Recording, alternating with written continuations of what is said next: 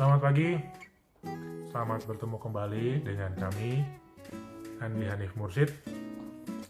Pada kesempatan yang berbahagia ini kami ingin berbagi pemikiran terkait dengan mega merger Gojek dan Tokopedia. Bagaimana dampak dari mega merger ini, mega merger Tokopedia dan Gojek ini terhadap para pemangku kepentingan, terutama pertama BUMN, yang kedua swasta, yang ketiga perusahaan rintisan, para startup, kemudian yang keempat UMKM, yang kelima publik, dan yang keenam konsumen. Mari kita bahas satu-satu.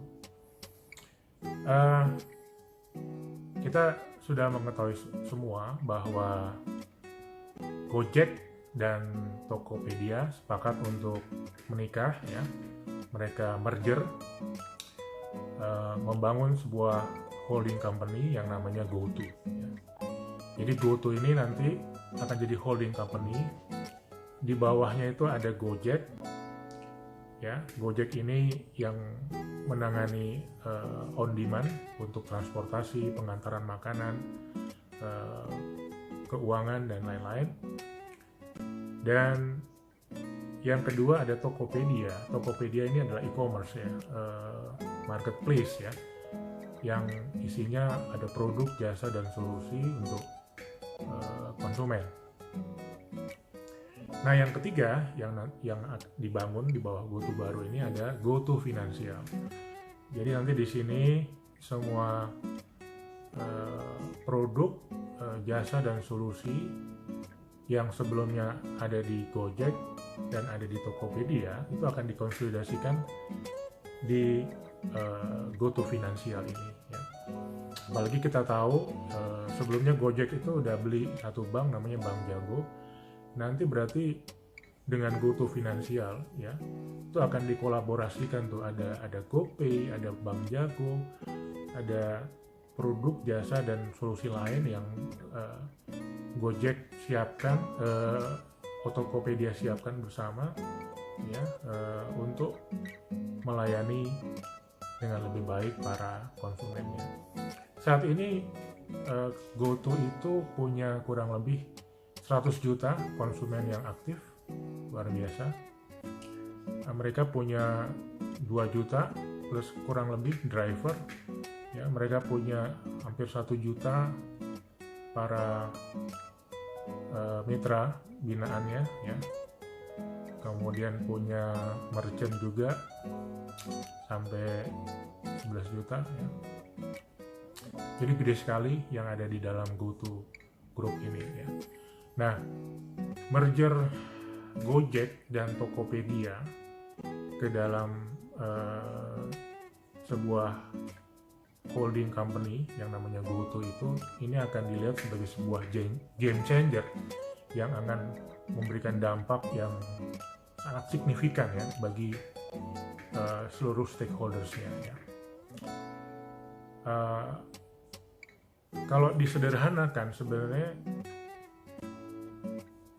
merger Gojek dan Tokopedia ini itu akan ditujukan untuk membangun sebuah ekosistem, katakanlah semacam kota digital. Jadi GoTo akan mempersiapkan membangun sebuah kota digital yang infrastrukturnya lengkap dan mengundang sebanyak mungkin untuk seluruh stakeholders tinggal di dalam kota digital ini. Seluruh stakeholdersnya bisa publik, bisa konsumennya, bisa para driver, bisa merchantnya, bisa pengguna aktifnya, mitra binaannya, UMKM dan lain-lain. Jadi itu niat besar daripada GoTo Group, dan ini sangat mulia, Ini terlebih-lebih karena sekarang memang momentumnya kita semua ini kan bermigrasi ke dunia digital. terlebih-lebih dengan adanya pandemi ini ya memang semua aktivitas kita mayoritas kita lakukan lewat digital ya, kita bekerja lewat digital, belajar lewat digital, beribadah juga lewat digital, berinteraksi lewat digital dan seterusnya. Jadi GoTo Group ini ya dengan adanya Gojek dan Tokopedia, GoTo Finansial itu ingin membangun sebuah ekosistem di mana semua kebutuhan harian kita itu bisa di-provide secara digital ya. Jadi kebutuhan dari sejak bangun pagi ya, sejak bangun sampai kita mau tidur lagi itu di-provide oleh GoTo Group ini. Nah, apa dampaknya merger ini ya bagi pelaku-pelaku ekonomi yang lainnya? Bagi BUMN ini dampaknya menurut kami sebuah lampu kuning ya. Kenapa lampu kuning? Karena gini ya, dengan adanya keunggulan yang dimiliki oleh GoTo Group ini ya, baik secara teknologi, secara budaya, secara kepemimpinan dan sumber daya manusianya, GoTo Group ini akan sangat mungkin untuk melindas ya, menghajar semua perusahaan-perusahaan BUMN yang memang selama ini kinerjanya buruk ya. BUMN kita itu kan jumlahnya ratusan, yang bagus itu kurang lebih 10%-an lah ya. Nah yang lain itu kan kondisinya biasa-biasa aja dan sisanya kedodoran gitu. Nah sangat mungkin ya dengan terbangunnya GoTo Group ini ya, perusahaan-perusahaan BUMN yang biasa-biasa aja dan yang kedodoran itu dengan segera dan mudah itu disikat oleh GoTo Group ya. Ini yang mesti dihati-hati. Kalau perusahaan-perusahaan BUMN yang biasa-biasa aja dan yang kedodoran ini nggak memperbaiki dirinya dengan cepat, ya, meningkatkan good corporate governance-nya, meningkatkan teknologinya, kualitas SDM-nya, ya, tinggal tunggu waktu aja mereka akan disikat ya. Kurang lebih kondisinya itu kurang lebih seperti waktu Tokopedia muncul ya. Itu semua perusahaan-perusahaan yang bergerak di travel bureau, agen perjalanan baik secara company maupun secara individu itu dengan segera dilibas oleh Traveloka ya. Karena nggak mungkin bersaing ya dari sisi teknologi, dari sisi budaya, dari sisi kepemimpinan, dari sisi sumber daya manusia, dari sisi kecepatan, dari sisi harga dan seterusnya. Nah ini harus hati-hati. BUMN kita yang kondisinya biasa-biasa dan kedodoran ini harus sangat segera memperbaiki dirinya ya. Kalau yang bagus gimana? BUMN kita banyak yang bagus ya, tapi jumlahnya kan nggak sampai 10%. Kalau mereka tuh mungkin kondisinya aman lah ya, karena mereka pun juga udah punya teknologi yang kuat, budaya yang bagus ya, kepemimpinan yang kuat, SDM yang mumpuni ya. Yang sebenarnya paling harus hati-hati itu adalah BUMN yang core bisnisnya itu sekarang sama dengan core bisnisnya GoTo Group ya. Kan core bisnis GoTo Group itu ada 3 sekarang ya. Satu on demand ya, untuk transportasi, pengantaran makanan dan keuangan ya. Yang kedua adalah marketplace, e-commerce untuk produk, jasa dan solusi. Dan yang ketiga adalah finansial. Yang baru ini kan adalah finansial. Jadi Gojek itu membangun GoTo Group itu membangun GoTo Finansial karena dia mau memperkuat eksistensinya di industri keuangan. Nah, mungkin ini yang harus hati-hati ya. Pemain-pemain yang kuat di industri keuangan kan di kita BUMN banyak tuh ya, Bank Mandiri, BRI dan lain-lain. Itu harus hati-hati karena kelihatannya Gojek ingin memperkuat eksistensinya di sini ya. Gojek dan Tokopedia ya, lewat GoTo Finansial ya, di dalam GoTo Group ini. Nah yang kedua, bagaimana pengaruhnya terhadap swasta? Hampir sama ya. kurang lebih seperti yang saya sampaikan pengaruhnya terhadap BUMN. Cuma bedanya kan kalau di swasta ini mereka dari sisi teknologi, dari sisi ini secara umum ya, teknologi, kemudian budaya, kepemimpinan, dan SDM kan jauh lebih baik ya. Jadi harusnya bisa menjadikan GoTo Group ini sebagai benchmark ya untuk terus-menerus memperbaiki diri. Ya. Bersyukurlah dapat dapat partner baru ya yang kuat ya, sehingga diharapkan swasta kita juga akan meningkatkan standarnya dari hari ke hari ya sama kayak GoTo Group ini. Nah, bagaimana pengaruhnya terhadap perusahaan rintisannya? Yang bermain core bisnisnya sama kayak GoTo Group itu kan ada beberapa pemain sekarang ya. Jadi sekarang kan kalau GoTo Group di dalamnya ada Gojek, ada Tokopedia, dan ada GoTo Financial. Nah, sebenarnya pemain yang lain yang mirip itu ada dua lagi yang lainnya. Yang pertama itu adalah Grab. Ya. Nah, Grab ini sekarang beraliansi dengan OVO, beraliansi dengan Dana. Ya, OVO dimiliki oleh Lipo Group, Dana dimiliki oleh MTech Group. Ya. Pemain yang kedua itu yang gede adalah Shopee. Shopee ini dimiliki oleh Cgroup. Cgroup ini dari Singapura ya. Cgroup ini adalah grup besar juga ya. Besar sekali, 120 miliar dolar kalau di total Cgroup ini. Nah, salah satunya Shopee yang ada di Indonesia. Shopee ini sebenarnya adalah pemain marketplace yang sangat kuat di wilayah Asia Tenggara. Ya. Tapi di Indonesia dia nomor 2 di bawah Tokopedia. Nah, dengan adanya merger Tokopedia dengan Gojek ini, itu akan mendorong terjadinya konsolidasi pemain-pemain lain. Ya. Nah, kelihatannya yang akan segera berkonsolidasi itu adalah Grab dengan OVO dan Dana. Ya. OVO sekali lagi dari Lipo, Dana dari MTech. Kelihatannya bisa jadi akan ada konsolidasi, ya. Bisa jadi juga terjadi merger dari mereka. Ya. Kenapa mereka terdorong untuk merger atau konsolidasi? Karena mau nggak mau untuk bisa menyaingi GoTo Financial mereka harus tingkatkan skalanya. Nah, salah satunya yang paling mungkin itu adalah lewat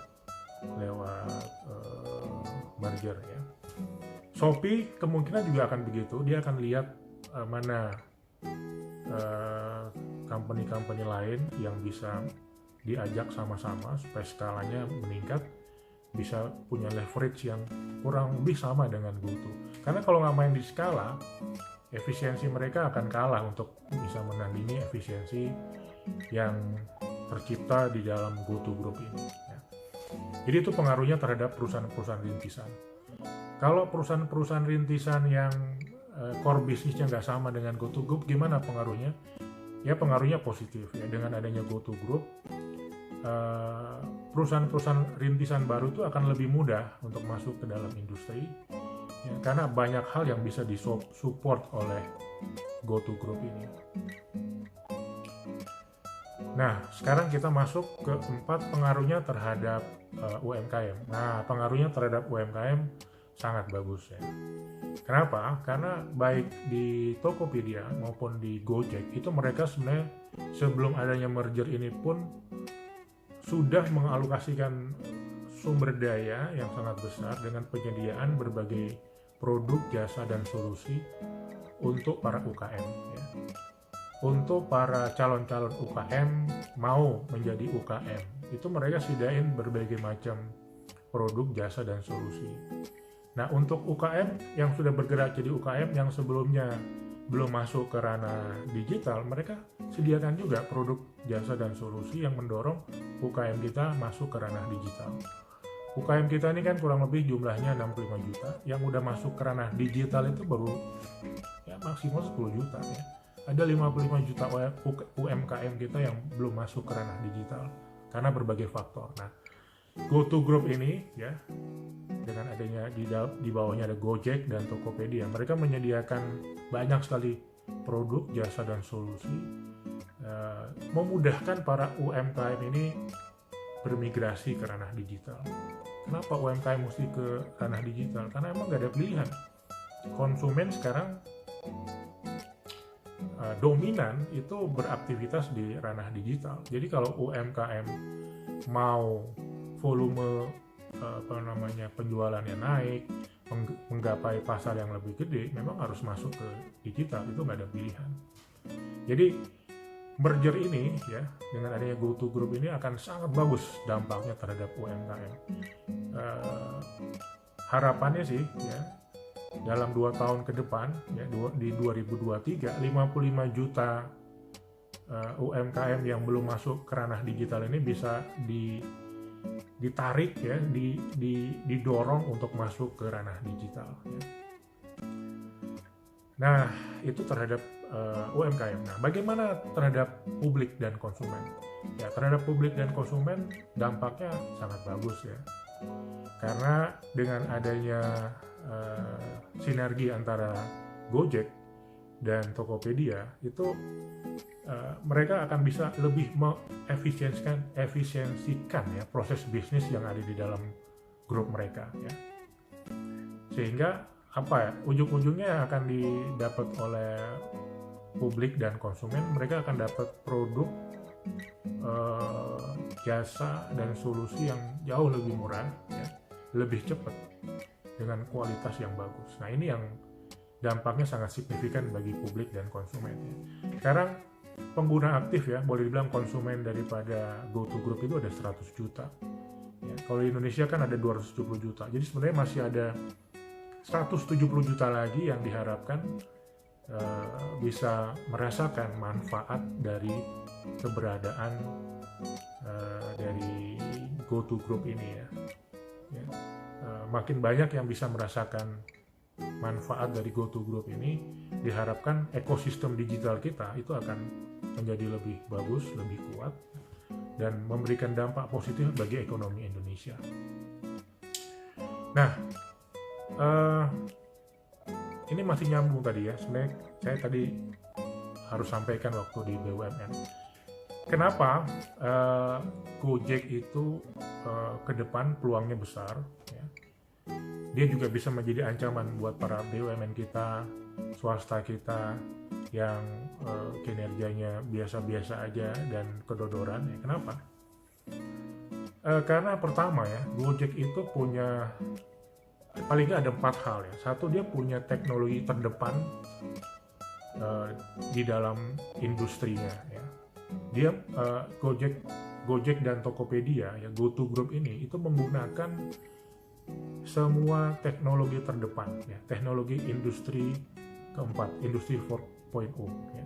Jadi teknologi yang muncul dari revolusi industri keempat itu digunakan dengan maksimal oleh GoTo Group ini ya. Misalnya teknologi big data, teknologi artificial intelligence, teknologi machine learning ya, teknologi deep learning, teknologi Internet of Things ya, dan lain-lain. Itu mereka gunakan dengan sangat masif ya, terstruktur dan sistematis ya.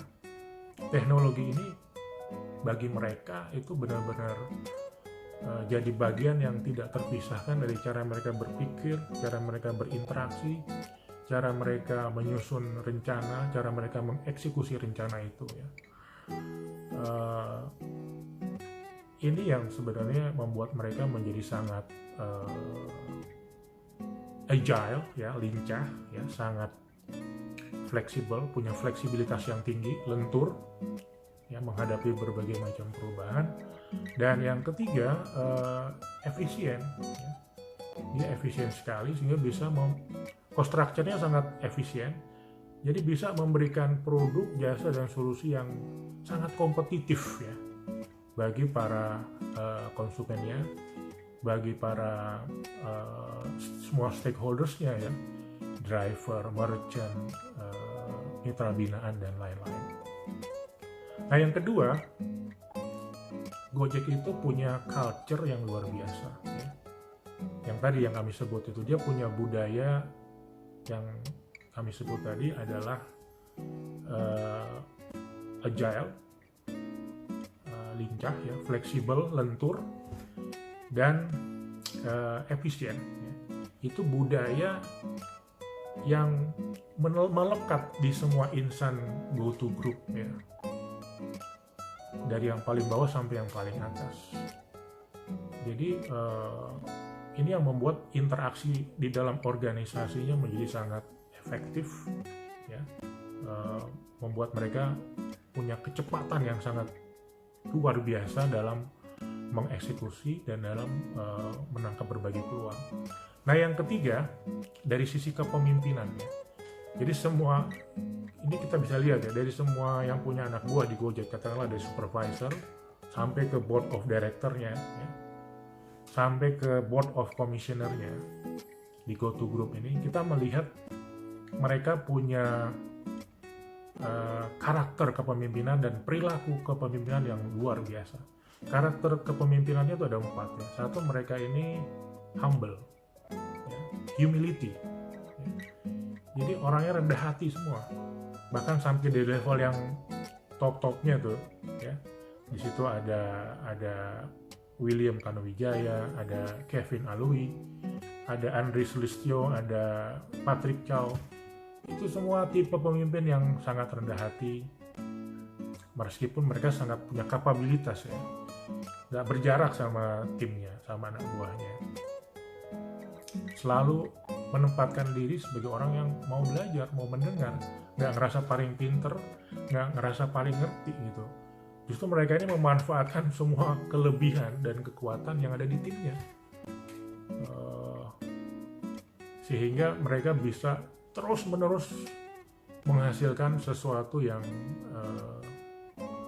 luar biasa ya.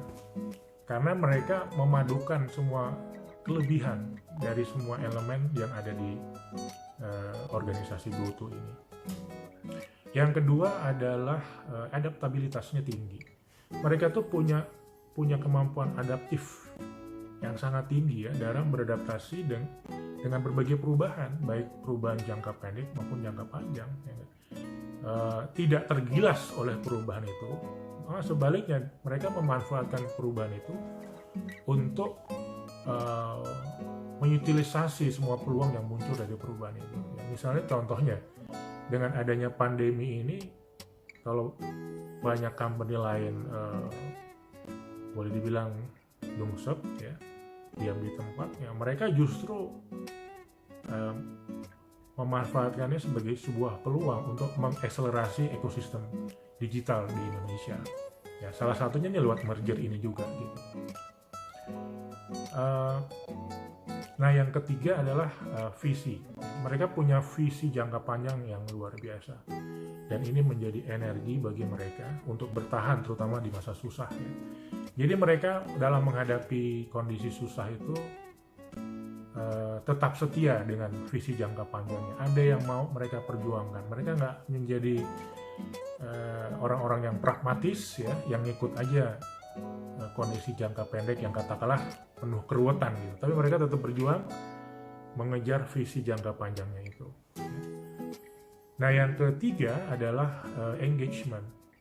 Kita lihat semua pemimpin di GoTo Group ini, baik di Gojek, di Tokopedia maupun di GoTo Finansial, itu punya engagement yang luar biasa terhadap semua stakeholders-nya, ya, terhadap semua pemangku kepentingannya. Ya. Boleh dibilang mereka punya koneksi yang kuat tuh. Ya. Nah, ini dari sisi karakter kepemimpinan. Nah, dari sisi perilaku kepemimpinannya paling nggak ada 3 tuh yang menonjol dari GoTo Group ini. Yang pertama adalah mereka hypersensitif ya, sangat sensitif terhadap berbagai perubahan yang muncul. Ya. Bahkan dalam konteks perubahan yang sangat kecil pun penciuman mereka sangat tajam sekali. Ya. Dan dari sejak awal berusaha mengantisipasi perubahan itu, menyiapkan serangkaian respon yang benar-benar dipersiapkan dengan matang sehingga pada waktu perubahan itu datang mereka bisa meresponnya dengan tepat, memanfaatkan berbagai peluang yang ada, memitigasi berbagai risiko, berbagai dampak negatif yang ada. Ini kelebihan mereka. Yang kedua adalah bahwa mereka seluruh pemimpinnya sama seluruh SDM-nya itu terbiasa mengambil keputusan berdasarkan data dan informasi, ya. Bukan berdasarkan hal-hal yang lain, misalnya like and dislike, pertimbangan emosional dan lain-lain. Enggak. Mereka pakai semuanya selalu di challenge lewat data dan informasi. Bahkan ya, meskipun mereka punya intuisi yang kuat dalam pengembangan bisnisnya, dalam mengeksekusi strateginya, mereka nggak serta-merta mengandalkan intuisi. Semua intuisinya tuh mereka cross, mereka blend ya dengan data dan informasi. Jadi benar-benar tajam eksekusinya. Nah, yang terakhir, yang ketiga adalah fast execution. Mereka ini terbiasa untuk mengeksekusi dengan cepat, karena mereka tuh yakin meskipun punya rencana bagus, rencana keren, tapi kalau nggak dieksekusi, ya nggak ada gunanya. Dan mereka ini di titik-titik tertentu itu lebih memilih kecepatan daripada kesempurnaan. Ya. Buat mereka tuh mereka lebih milih gini deh. Ada satu rencana yang informasinya baru dikuasai 60%, tapi lebih baik dikuasai 60%, tapi bisa dieksekusi dalam 1 minggu ke depan, ya. Daripada nungguin datanya komplit sampai 90%, tapi baru dieksekusi di minggu ke-6. Nah, mereka nggak tipe kayak gitu. Mereka eksekusi dulu di minggu pertama, asal udah 60% mereka punya. Nanti pelan-pelan diimprove itu. Kalau ada yang perlu diperkuat, ditambah, ya, diupdate. Nah, ini yang membuat mereka punya kecepatan yang luar biasa dalam mengeksekusi berbagai hal strategis. Punya kecepatan yang luar biasa dalam memanfaatkan berbagai momentum yang hadir, ya.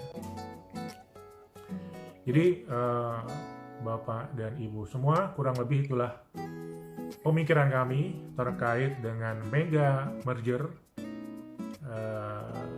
Gojek dan Tokopedia. Terima kasih. Wabillahi taufiq wa hidayah. Wassalamualaikum warahmatullahi wabarakatuh.